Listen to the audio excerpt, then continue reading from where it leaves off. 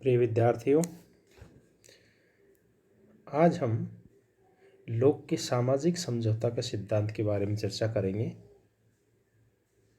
लोक ने अपनी पुस्तक शासन पर 2 निबंध 1690 में प्रकाशित की गई है, जिसमें राजनीतिक दर्शन के बारे में बहुत अच्छी तरह से लिखा गया है। लोक की राजनीतिक विचारधारा में सामाजिक समझौते का सिद्धांत का स्थान बहुत महत्वपूर्ण है। लोक ने अपने जो सामाजिक समझौता सिद्धांत दिया, उसको हम निम्न भागों में बांट सकते हैं। मानव स्वभाव के बारे में लोक हॉब्स से विपरीत, हॉब्स व्यक्ति की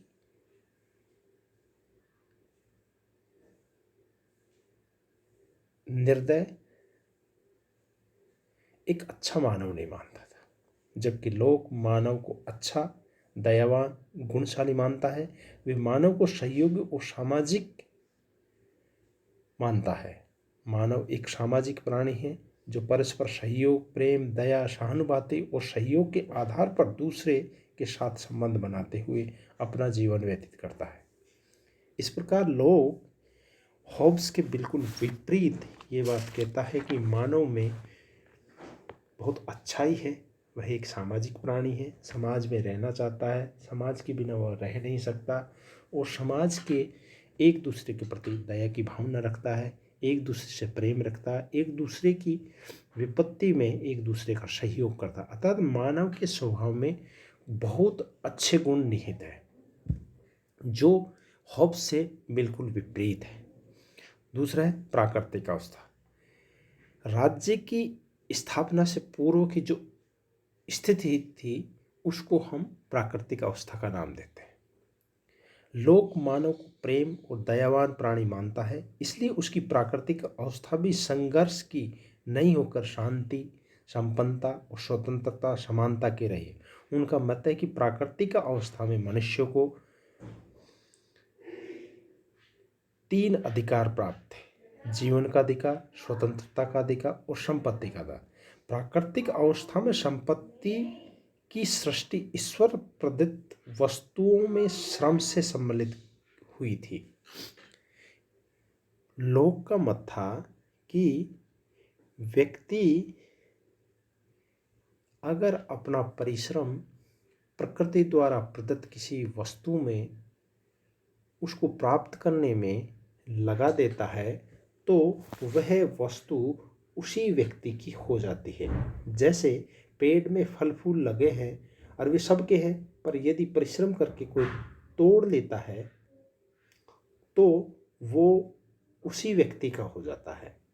लोग प्राकृतिक अवस्था में व्यक्तियों के समान मानता है, पर उनका विचार था कि समानता अधिकारों की समानता थी, शक्ति की नहीं।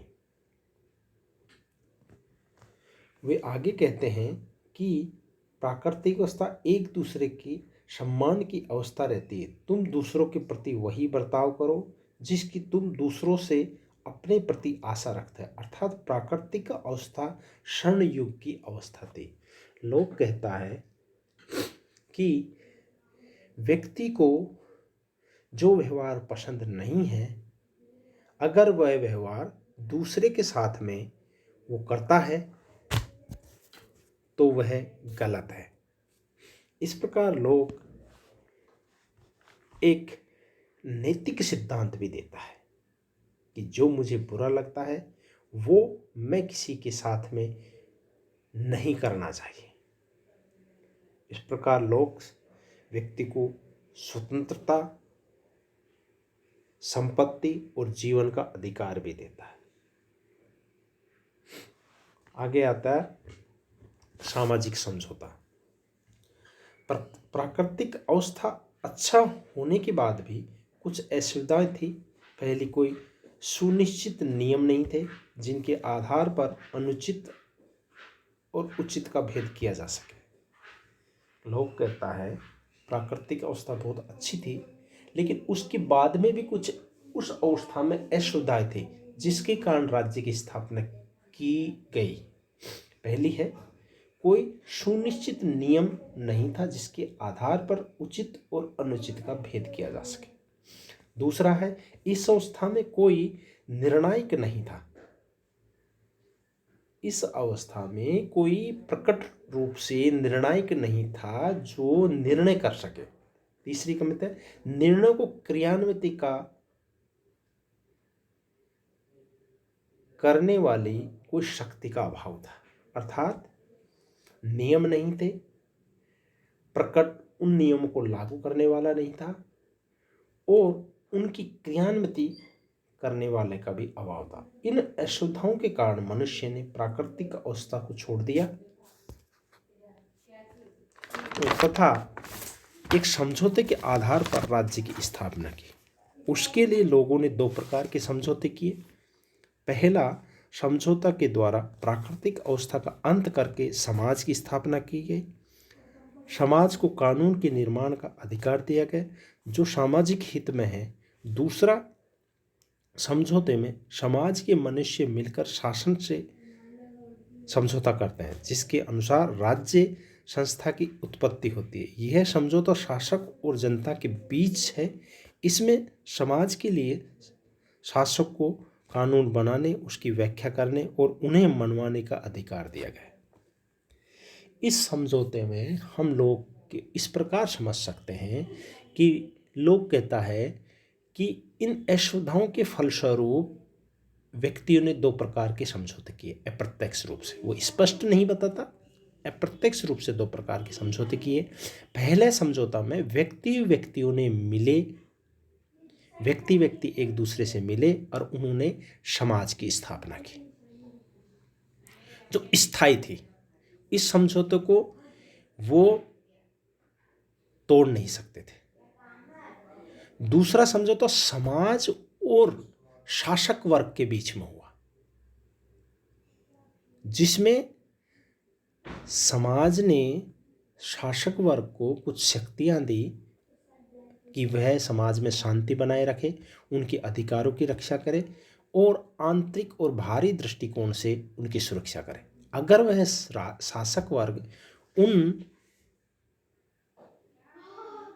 कार्यों को नहीं कर पाता है तो उसकी जगह पर समाज को यह अधिकार है कि उस राज्य या शासक को हटाकर उसकी जगह पर दूसरा शासक व राज्य नियुक्त कर सकता है।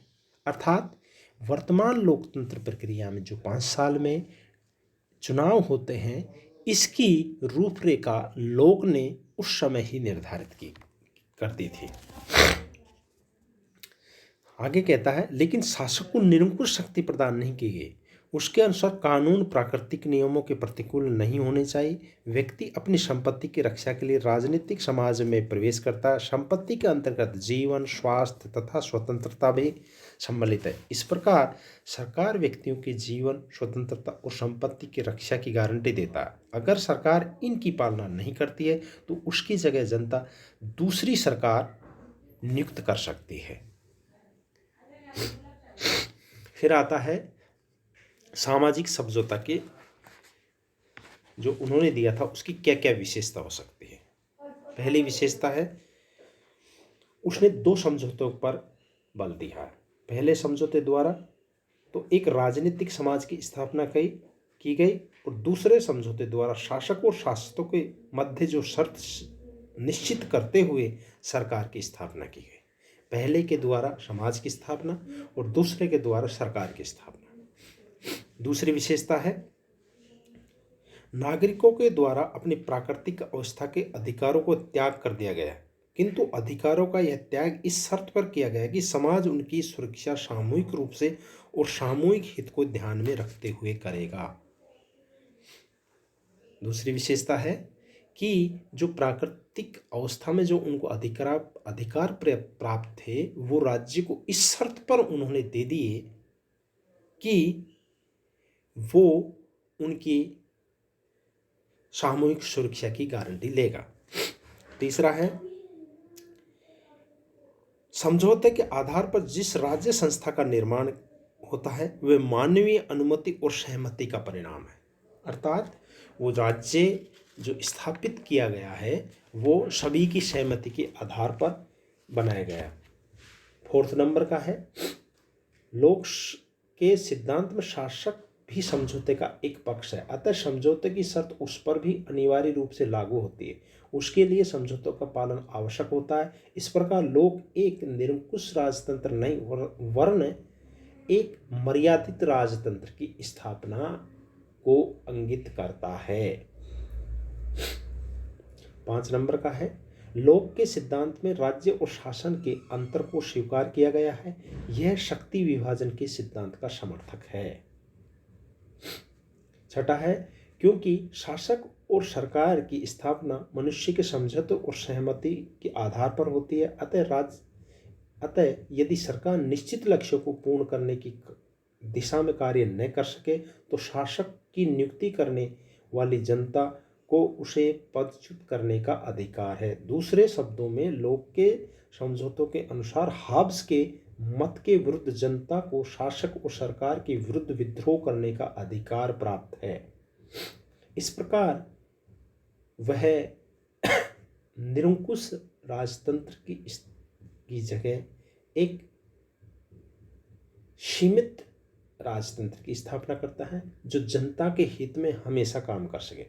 सामाजिक समझौता की उक्त विशेषताओं से स्पष्ट है, लोक ने अपने सिद्धांत के आधार पर एक ऐसे समाज का समर्थन किया जिसमें वास्तविक और अंतिम शक्ति अर्थात संप्रभुता समाज में निहित है। सरकार को चाहे कोई भी स्वरूप क्यों न हो, वह समाज की इच्छा की अभिव्यक्ति का एक ऐसा साधन मात्र है जिसे समाज जब चाहे बदल सकता है। अर्थात वर्तमान लोकतंत्र की तरह अगर सरकार जनता के हितों की पूर्ति नहीं कर पाती, जनता की सुरक्षा नहीं कर पाती है, तो एक निश्चित समय के बाद में उसकी जगह पर दूसरी सरकार या दूसरे व्यक्तियों को शासन में बिठाने का अधिकार समाज का है। तो वही व्यवस्था लोक ने उस समय अपने सिद्धांतों में दी।